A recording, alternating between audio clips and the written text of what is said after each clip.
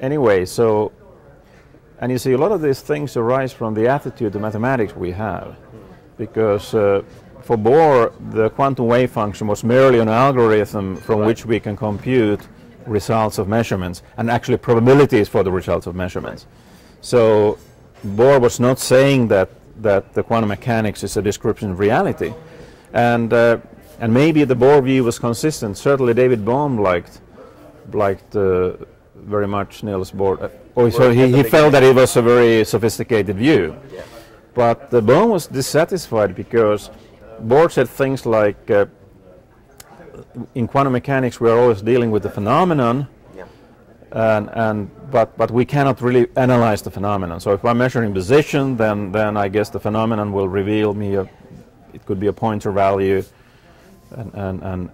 but I can't really go and analyze it and start talking about the particles moving or anything like that. Okay. And this is what then Bohm felt was too restrictive, and this is what he didn't like. He didn't like that. And so what he actually managed to do in '52 was to show the possibility of analysis. And this is almost like ironical, because a lot of people know that Bohm was, emphasizing wholeness but also one of his... In a way that ties up with what David Bohm is saying. He brought the wholeness thing as well, didn't he? Yeah, that's right. But what I'm saying is that David Bohm was also emphasizing wholeness. But what's sort of almost ironical is that actually one of his contributions was also to show the possibility of analysis. So these things are not black and white, and like it's of course a sign of Bohm's interest in the truth, rather than having pre-decided that we must have wholeness. Right. That he realized that you could actually do more analysis at the quantum level. He just did that, and of course even in that picture you can then see wholeness coming in through the quantum potential, because the quantum potential it's non-local and it has certain holistic features. But you also have the particles, which was, if you like, forbidden by the big boys of quantum theory. And in that sense, a lot of people accused Bohm going back to Newtonian ways of thinking. And a little bit of that may be truth in the sense that a lot of people felt that the radical story of quantum theory was that we cannot have particles moving along trajectories. And really, David Bohm showed that this is a possibility. We still can't today observe these movement of trajectories, but still, at least he made a hypothesis. Right. And actually, currently, there's a lot of discussion of so-called weak measurements, where people are wondering whether, in some sense, we are now perceiving the Bohm trajectories. But other people say, well, these are just average, some sort of average trajectory. So it's not quite clear whether we're really observing them or not. But anyway, that's a kind of an. But it's somewhat ironical, perhaps, that Bohm, who advocates wholeness, also, if you like, showed the possibility of analysis, and that parts have a stronger status in quantum theory that's usually accepted. And we're actually right now working with the student Ilkka Pattiniemi and then with Basil Hiley. We're working on a paper where we try to discuss the status of individuals in the Bohm approach. Okay. And perhaps I think what we are trying to suggest that we can have, individuals have a stronger status in the Bohm approach than they do in some of the other interpretations.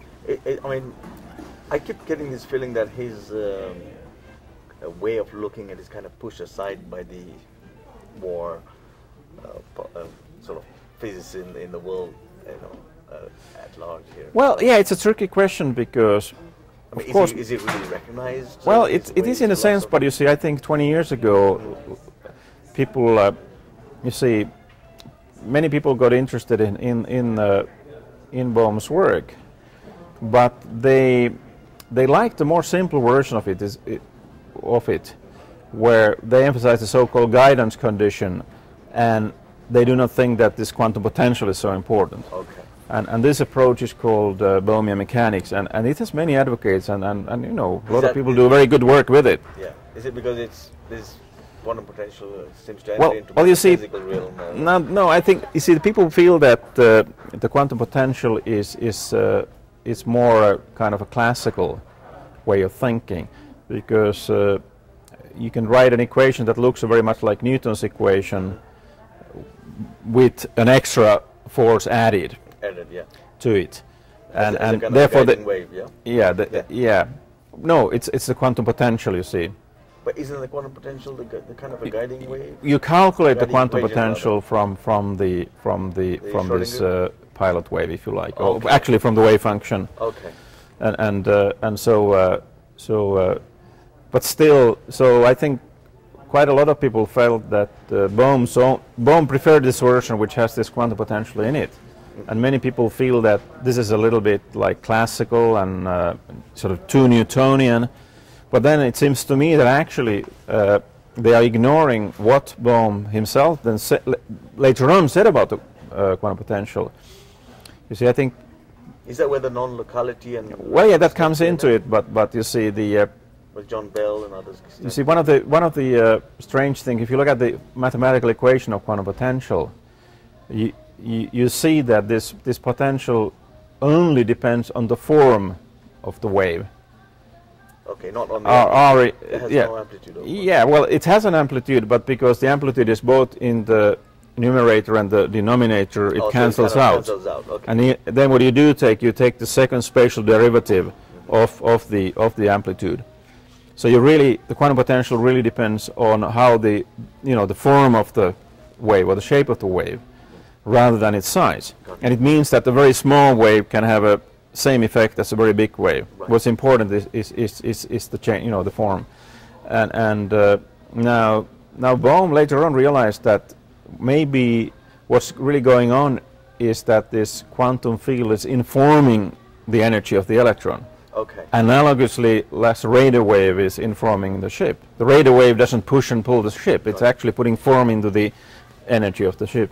And now I think, you see, this is of course... a bit like modulation, is it? Well, yeah, perhaps you could look at various... Modulated by the radio frequency. And it's somewhat maybe cybernetic idea as well. But anyway, I think, you see, it seems to me that this idea is too radical for most people. Because it requires that the electron would have to have an internal structure, at least as complicated as a radio receiver. Right. And so, Bohm and Hiley argue for that there might well be such structure, because we don't, we haven't been able to study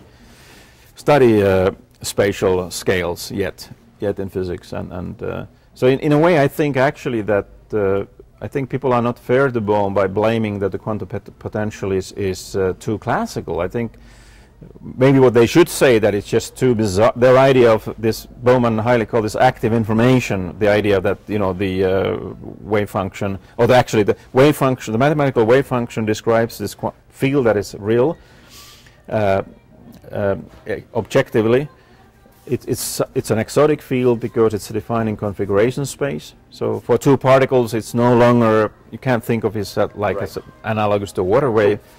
And yet it has information. Bohm and Hiley suggest that this is the nature of this field is that it's a field of information. Correct. Yeah. And now you see, I think it seems to me that most people just ignore the idea. Yeah, that's what I felt.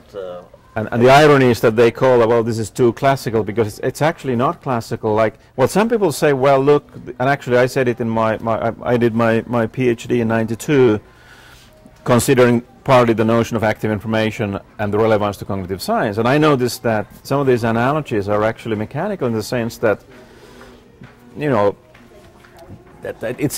analogies are given at the classical level, and that is mechanistic. Even the radio wave analogy seems like mechanistic. But the key point is that actually this quantum field it has non-classical properties. It's non-local, and it has certain other kind of holistic properties. So it's go beyond. So I think we could talk about sort of mechanistic active information and then perhaps holistic active information. And the latter is what you find at the quantum level. And therefore it's not classical. It would be a mistake to call it classical, but that's a kind of the irony that... This is where Einstein wasn't too happy about this. Well, yeah, at the time when Einstein was alive, Bohm didn't talk about active information yet, but Einstein didn't like the non-locality. He didn't like, okay. No, I think he felt that it was just not acceptable in physical theory. what's the opinion now these days? Well, I think After the John various Bell and various Hasmukh and various Yeah. experiments. I think people now accept some sort of There is some non-locality. sort of non-locality. It's still a puzzle, you know, how to do it, Right. how to incorporate it in our worldview, and you know, all that is a great puzzle.